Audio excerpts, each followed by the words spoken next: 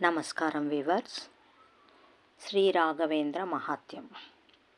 శ్రీపాదుల వారు పూర్వజన్మములో తమరు వ్యాసరాజతీర్థులుగా ఉండగా సాక్షాత్ యమాంశతో అవతరించిన కనకదాసే ఆ దళితుడు.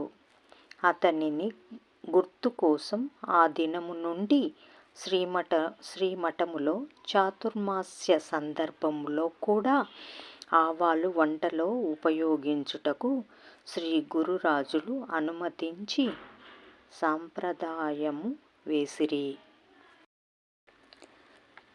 బిదరళ్ళి శ్రీనివాసాచార్యులను పండితులొకరు చాతుర్మాస్య సమయమందు శ్రీపాదుల వారి దర్శనానికి వచ్చిరి.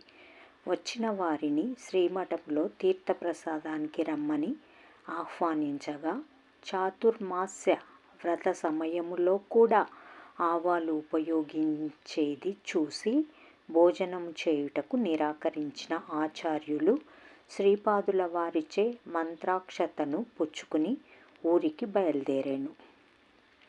ఊళ్ళో తమ్ముడి ముఖము కళాహీనంగా ఉండటం చూసిన అన్న యాదవార్యులు గారు శ్రీపాదుల వారు ఇచ్చిన మంత్రాక్షతను చూపించమని అడగగా తమ్ముడు నల్లబడిన మంత్రాక్షతను చూపగా శ్రీ మూలరాముని నైవేద్యమును తుచ్చీకారము చేసి శ్రీ గురురాజులకు చేసిన అపచార రూప అనాధారమే నీ ముఖములో బ్రహ్మహత్యాకలను తెచ్చినది. మళ్ళీ పోయి శ్రీ గురువులకు శరణు పోయి క్షమాయాచన చేయమని చెప్పిరి.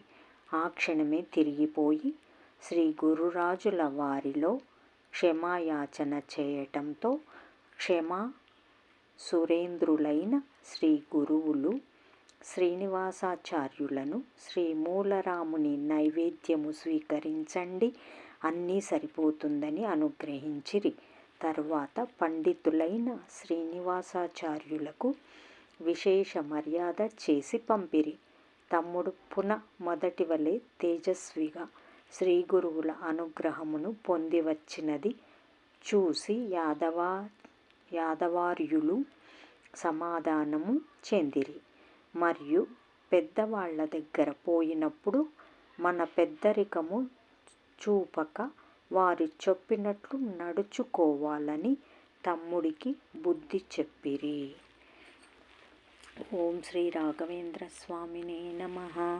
పూజ్యాయ రాఘవేంద్రాయ సతధర్మరథాయ చ భజతాం కల్పవృక్షాయ నమతాం కామధేనువే. 28వ పారాయణ సమాప్తం.